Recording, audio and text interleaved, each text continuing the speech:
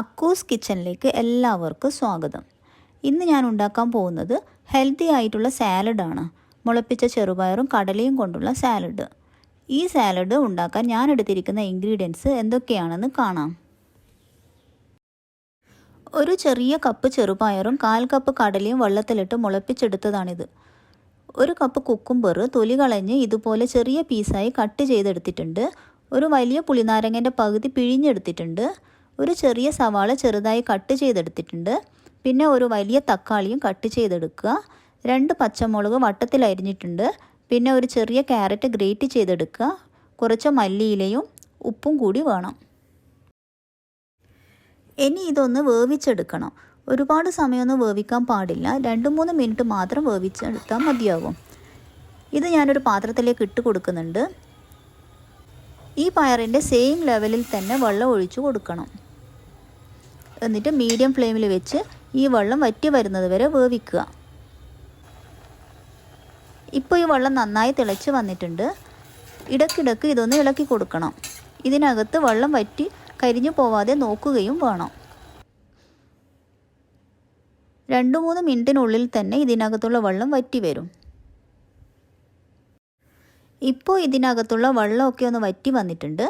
ഇനി stove off ചെയ്യാം. എന്നിട്ട് ഇതിനകത്തുള്ള ചൂടൊക്കെ ഒന്ന് മാറുന്നത് വരെ വെയിറ്റ് ചെയ്യാം. ഇപ്പോൾ ഈ പയർ നന്നായിട്ട് തണുത്തിട്ടുണ്ട്. ഇനി ഇതിലേക്ക് ബാക്കിയുള്ള ഇൻഗ്രീഡിയൻസ് ഓരോന്നോരോന്നായിട്ട് ചേർത്ത് കൊടുക്കാം. ആദ്യം ഗ്രേറ്റ് ചെയ്തെടുത്ത ക്യാരറ്റ് ചേർത്ത് കൊടുക്കാം. കുക്കുംബർ ചേർത്ത് കൊടുക്കാം. തക്കാളി ചേർക്കാം.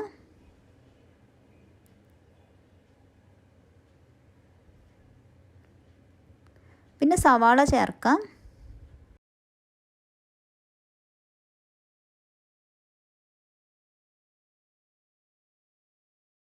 ഇനി വേണ്ടത് പച്ചമുളകാണ്. എരിവിനനുസരിച്ചുള്ള പച്ചമുളക് ചേർക്കാം. ഇതിനാവശ്യത്തിനുള്ള ഉപ്പിട്ട് കൊടുക്കാം. പുളിനാരങ്ങ നീരും ഒഴിച്ചു കൊടുക്കാം. പിന്നെ വേണ്ടത് മല്ലിയിലയാണ്. ഇതും ചേർത്ത് കൊടുക്കുന്നുണ്ട്.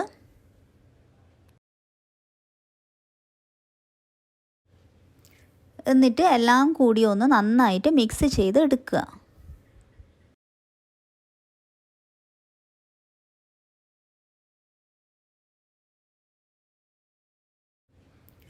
വെയിറ്റ് ലോസ് ആഗ്രഹിക്കുന്നവർക്ക് നല്ലൊരു സാലഡ് ആണിത്.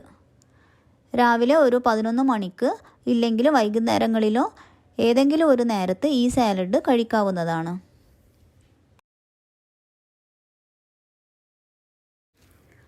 Thanks for watching.